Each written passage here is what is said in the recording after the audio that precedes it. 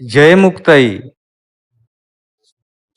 श्री दासमुक्ता लिखित जानोनी नेनते करी माझे मन, तुझी प्रेम खुण देऊनिया, या अभंगावरील कीर्तन चौथे. जानोनी नेनते करी माझे मन, तुझी प्रेम खुण देऊनिया, मग मी व्यवहारी असे न वर्तत, जेवी जळा आत पद्मपत्र. देखोने न देखे प्रपंच हा दृष्टी, स्वप्नीची या सृष्टी चेल्या जेवी.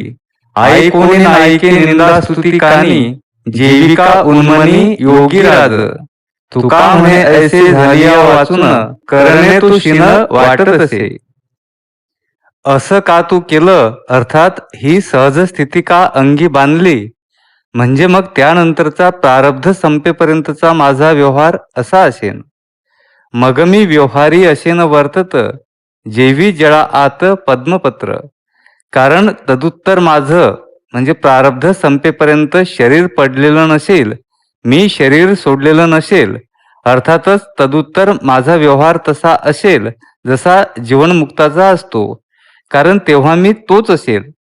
कसा असतो जीवनमुक्ताचा व्यवहार, तर तुकाराम महाराज म्हणतात, पद्मपत्र मिवांभसा असा, अलिप्त कमळ जळी जैसे असा. जसं कमळाचं पान पाण्यात राहून पाण्याचे अलिप्त असतं तसा तो कर्मे करी सकळे, अर्थात सत्यवादी करी संसार सकळ, परी कर्मबंधा नाकडे. कसा, तर जैसानं शिंपीचे जळी जळे पद्मपत्र. कृतकृत्य झालेला काही दगडासारखा जड होऊन पडत नाही. अर्थातच त्याच्याकडून देखील कायिक, वाचिक, मानसिक, बौद्धिक हे सर्व व्यवहार घडतातच. कायन मनसा बुद्ध्या केवलैरेंद्रियैरपि योगिनः कर्म कुर्वन्ति.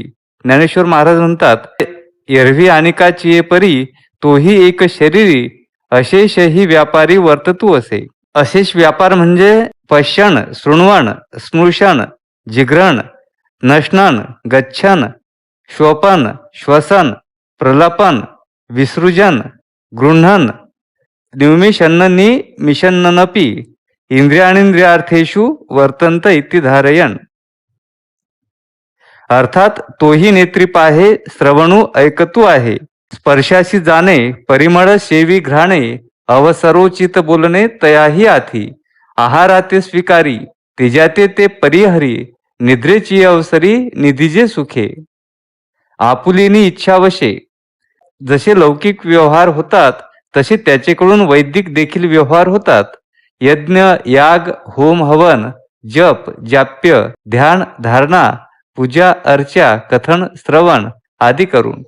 ज्ञानेश्वर महाराज म्हणतात, देहाभिमान जरी गेला तरी देह ज्या प्रारब्ध कर्मानं झाला ते प्रारब्ध त्याला आपोआप चेष्टवितच राहते. अगावारा वाजूनी ओसरे, सरलिया गीताचा समारंभू, तैसा देहाभिमानू गेलिया, देह जेने स्वभवे धनंजया, झाले ते अपैसया चेष्टवीच त्या. ब्रह्मनिष्ठ झाल्याबरोबर, ज्ञान प्राप्त झाल्याबरोबर ज्ञानाचा देह पडत नाही. व महात्मा असला तरी देहधारी म्हटला की तो प्रारब्धाधीनच असतो. तात्पर्य, ज्ञानी झाला तरी तो प्रारब्धाला सोडून वागत नाही. माझ्या साक्षात्कारा आला जो जीवनमुक्त झाला, तोही अदृष्टे बांधिला, वर्ते उगला देह गेही. तैसी प्रकृती आधारे. आशंका.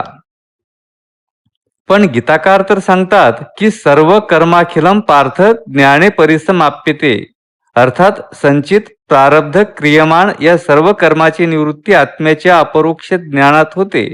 तुकाराम महाराजही म्हणतात की प्रारब्ध क्रियमान, भक्ता संचित नाही जाण. म्हणजे असा हा प्रारब्ध कर्माचा देखील ज्ञानाच्या म्हणजे भक्ताच्या ठिकाणी निषेध केलेला आहे. मग ज्ञानी प्रारब्धाला सोडून वागू शकत नाही, हे कसं? समाधान. प्रारब्ध कर्माचा देखील निषेध ज्ञानाच्या ठिकाणी केला, पण तो ज्ञानाच्या देहदृष्टीनं नसून आत्मदृष्टीनं केला आहे. आणि तो बरोबरही आहे, कारण ज्ञानाच्या बोधदृष्टीत जर ईश्वराचे समष्टीचारी देह नाहीसे झाले आहेत, तर तिथं जीवाच्या वेष्टीचारही देहाचा प्रत्यय असेल कोठून? श्री ज्ञानेश्वर महाराज म्हणतात, तिये आत्मस्थितीचा राहो, मग तो देही ये जाणेल ठाओ, काय प्रळयांबूचा उन्नाहो ओघुमानी. प्रलयकाली होणाऱ्या ब्रह्मस्तंभ उदकामध्ये समुद्र नाहीसा होऊन जातो, तिथं ओढ्याचा पत्ता लागेल काय?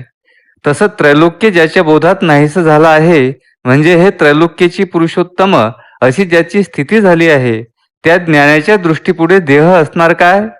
जर देह नाही तर देह चेष्टा तरी असतील काय? ज्ञानेश्वर महाराज म्हणतात, स्वस्वरूपे जो उठला, दृश्यशी द्रष्टा आटला. अर्थात चित्तवृत्तीचा निरोध झाला, चित्ताचे गुण आपल्या कारणात लीन झालेत आणि द्रष्ट्याचं स्वरूपी अवस्थान झालं.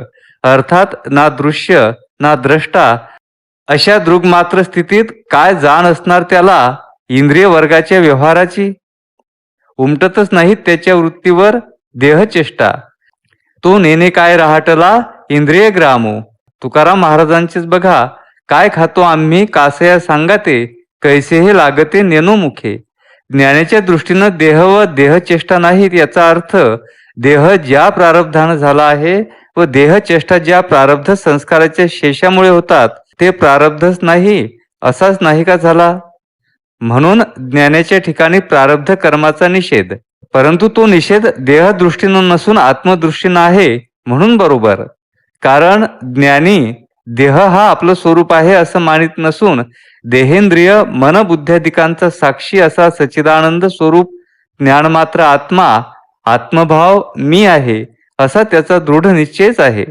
म्हणून जिथं जिथं ज्ञानाच्या प्रारब्ध कर्माचा निषेध केलेला आहे, तिथं तिथं ज्ञानी याचा अर्थ ज्ञानाचा देह न घेता आत्मा किंवा आत्मभाव घेतला म्हणजे संचित प्रारब्ध क्रियमान या त्रिविध कर्मरहित ज्ञानी कसा आहे याची संगती लागते.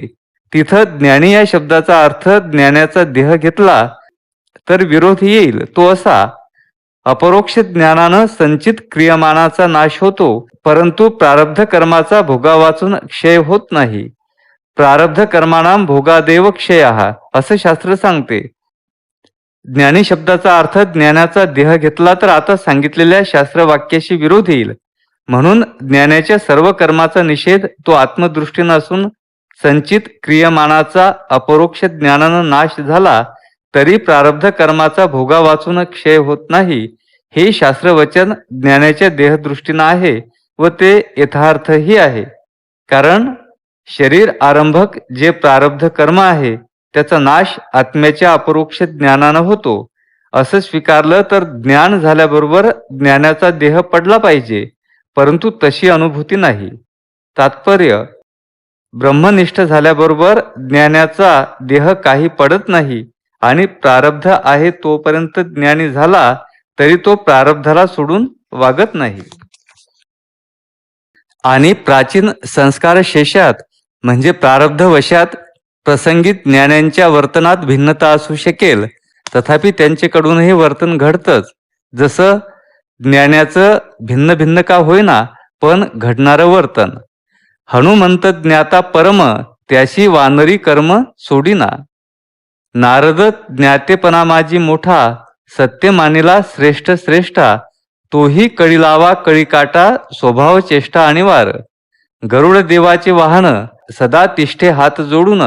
तोही करी सर्व भक्षण ऐसे कर्मजान स्वाभाविक. अर्थात देह प्रारब्धानुसार ज्ञानाच्या वर्तनात व परिस्थितीत भिन्नता दिसून येते. जनक राज्यपदी नांदे शुक नागवा प्रारब्धे. कळी लाविजे नारदे अदृष्ट छंदे विनोदे. वशिष्ठ पुरोहितत्व करी भीष्म पहुडे शरपंजरी. याज्ञवल्क्या दोघी नारी अदृष्ट करी वर्तन. तात्पर्य, ज्ञानाच्या वर्तनात भिन्नता दिसून येईल ज्यात अशोभनीय असदाचरणही असंभवनीय नाही. छांदोग्य उपनिषदातील रैक्व मुनीची कथा ऐकली असता तो ब्रह्मज्ञानी नसताही त्याला विषयाभिलाषा होती असं स्पष्ट दिसून येतं. एक क्षत्रिय राजा श्रेष्ठ पुरुषाच्या प्रेरणेनं ब्रह्मज्ञान प्राप्तीसाठी रैक्व मुनीकडे गेला. त्यावेळी तो वयोवृद्ध मुनी अंगावर कंडू उठल्यामुळे एका गाड्याच्या खाली उन्हाकडे पाठ करून अंग शेकत होता. राजानं जाऊन त्याला नम्र भावना साष्टांग प्रणाम करून ब्रह्मज्ञान सांगण्याविषयी प्रार्थना केली. ती ऐकून रैक्व म्हणाला, तुझी कन्या मला देशील तर मी तुला ब्रह्मज्ञान देईल. राजानं कबूल करून त्या मुलीला सद्भावानं कन्यादान केलं व त्यांच्यापासून ब्रह्मज्ञानाची प्राप्ती करून घेतली. सूत संहितेत अशी एक कथा आहे की एक वेश्या ब्रह्मनिष्ठाची मैथुन सहित सेवा करून ब्रह्मज्ञान होऊन परमगतीला गेली. तस्य पुत्रः दायमू पयांती सुहृदा साधु कृत्याम द्विषंतः पापकृत्या विनती इत्यादी प्रमाणावरून पाहता ज्ञानी पुरुषाकडूनही प्रारब्ध कर्मानुसार असदाचरण होण्याचा संभव आहे. किंवा असंही म्हणता येईल की कागाची विष्ठे जन्म पिंपळासी येणेप्रमाणे असलेल्या ईश संकेतानुरूप प्रारब्ध ज्याचं अशा काही विशिष्टांच्या जीवनात काही असद गोष्टीही दिसून येतात.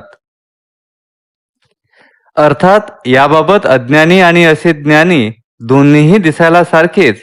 मग ज्ञानी अज्ञानात फरक काय तर फार मोठा. अज्ञानी दिसायला मनुष्य दिसत असले तरी धड मनुष्यही नसतात आणि ज्ञानी हा सर्वसाधारण मनुष्यासारखा दिसत असला तरी तो सर्वसाधारण माणसासारखा माणूस नसतो. त्याची अशी काही वैशिष्ट्ये असतात जी सांगा देव का न होती असं म्हणायला भाग पाडतात. सारखेपणा हे सामान्य झालं, वैशिष्ट्य हे सामान्य असत नाही. किंबहुना सामान्य नसतं तेच विशेष, तो विशेषच विशेषाचं वैशिष्ट्य. ज्ञानी हा दिसायला सामान्य दिसला तरी असायला सामान्य असत नाही. सामान्य सारखेपणा हा विशेष दर्जाचा निकष ठरत नाही. रंगदोहोचा काळाच एकच सारखाच म्हणून कावळा हा कोकिळीची बरोबरी करू शकत नाही. शहाणा मनुष्य हा कावळ्याला नाही समजत कोकिळीच्या बरोबरीचा, नाही समजत कोकिळीच्या काळ्या रंगामुळे कोकिळेला कावळ्या इतकं निकृष्ट, कारण तसं असणंच नाही. ना कावळा हा कोकिळेच्या बरोबरीचा, ना काळ्या रंगामुळे कोकिळाही कावळ्या इतकी निकृष्ट. जय मुक्ताई, जय दासमुक्ता.